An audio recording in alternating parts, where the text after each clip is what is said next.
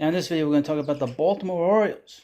Now not everything here is negative here at the hut, but we're going to talk about the Orioles because I think they're interesting to talk about because they're a young team on the rise and they're playing great in the American League East. And we're going to talk about it in this video coming up right now. Now, we've been dealing with, like I said in the intro, a lot of negativity here. I've been dealing with a lot of negative people being very nasty to me, being very angry, especially the Yankee scum fans that are out there. They don't like being told that their team is lousy. But I'm talking about my team too. They've been lousy too. So they don't like that. But, we're going to talk about one of their rivals. Their rival, the Baltimore Orioles, who've been bad for a long time. And they bottomed out and they've been accumulating big prospects. And they are 22-12 in the American League East. I predicted that they were going to go to postseason this year. I didn't think they'd be a second place team and be very strong to this extent. But the 10 games over 500, they have one of the best players in baseball, in Adley Rutschman, and they're doing an excellent job. I'm going to go through their numbers a little bit, and we'll talk about the farm system. And, of course, please subscribe if you like this stuff. And it's all positive on this video. All right. Adley Rutschman, who is the big catcher with the Baltimore Orioles, considered really the best catcher in baseball. Great defensively, great hitter, great leader. There's nothing not to like here. He's got an OPS plus of 131, OPS 822. He's doing an excellent job. Once he got to the big leagues, they got very serious about winning. And sometimes a player will come to the big leagues, or a player will come to your team, whatever team it is, and they will become a very serious group, and he brings that.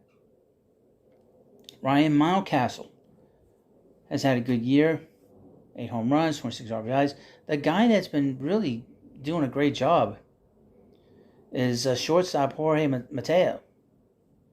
I know he's hit a lot of home runs over the last few days, and he's got an OPS plus of 151. What a great year for him.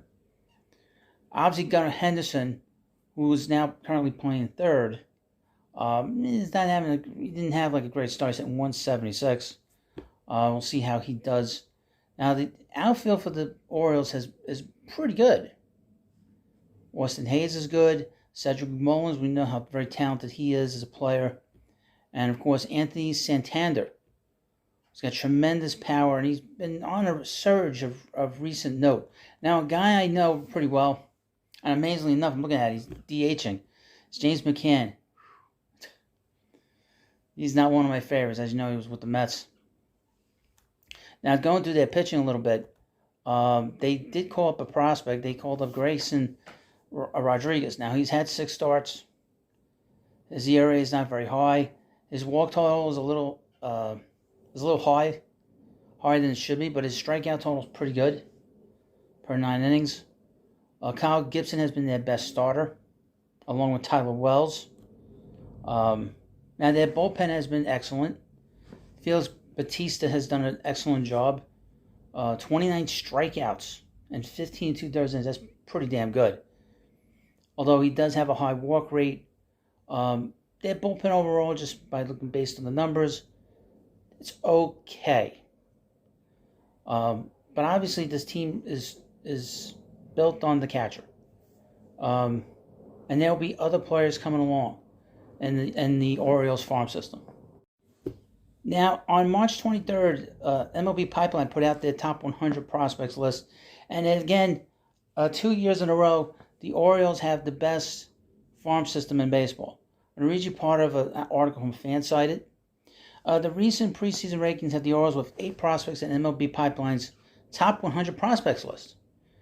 Top Orioles prospect Gunnar Henderson is also the top prospect in baseball per MLB Pipeline.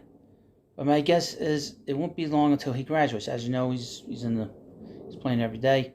Right-handed pitcher Grayson Rodriguez is also in the major leagues, who has a strong chance to crack the opening day roster, which did not happen. I think he came up about a week or so after the season started. Is ranked 7, giving the Orioles 2 top 100 prospects. They're also in the top 110. Now, I would mention about Rutschman, prior to him getting to the majors, he was the number one prospect in baseball. And then after that was Francisco Alvarez, Mets catcher. Rounding out the Orioles' top 5 prospects are Jackson Holliday, we know. That's Matt Holliday's son. Colton Cowser, and Jordan Westburg. And in top 100 rankings, Holliday's listed at 12, Cowser at 40, and Westburg at 74. Between the preseason and midseason rankings for MLB Pipeline, the Orioles have been named the top farm system in baseball the 4th time in a row. So then bottoming out is going to bring in all this young talent to where they don't necessarily have to bring in veterans to help them. Now, I felt that they should have signed at least one veteran free agent to help them win. And I thought the perfect guy would have been Justin Turner. But they're 10 games over 500, so they're doing a good job so far. The Padres are the only other team to have done the same with the Tampa Bay Rays, being the other team with more than one number one ranking. We saw last season the impact Rutschman had on the Orioles being a large contributing factor to that team's 31-win increase. Henderson debuted down the stretch, and Rodriguez is on the cusp. Future is coming to Charm City, hopefully helping the Orioles push toward that World Series title. Now let me read you Jackson Holliday's scouting report off of MLB Pipeline. As you know, he's the son of Matt Holliday, former Colorado Rocky, former St. Louis Cardinal. A combination of nature and nurture certainly come into play with growing up around the game clearly helped Holliday's overall skill set. He has an extremely advanced approach to the plate, and he showed it off by walking more than twice as much as he struck out during his debut last summer. He has a simple left-handed stroke he got back to at the swing of the long last summer, allowing him to make more hard contact than ever. Plenty of power coming organically from his swing. With strength, he added before his senior year with more to come. He has also gotten faster and is a consistently plus runner. There's an arrow up next to his arm strength as well, and that, along with his improved quickness, means he should be able to play shortstop for a long time. His combination of pure tools and high baseball IQ can mean he moves through the system quicker than a typical prep player. Now, he's 6 foot at shortstop. Today, shortstops seem to be a little bit taller than that. Seem to be the ones that are successful long term, 6'2", 6'3". Keep that in mind. His overall grade is 60 out of 70. 60 hit on MLB, 55 power, 60 run, very quick, 55 arm. We'll see if he can stick there long term at shortstop. But the Orioles have so much talent that they can just put the best player that they feel is right for them at shortstop.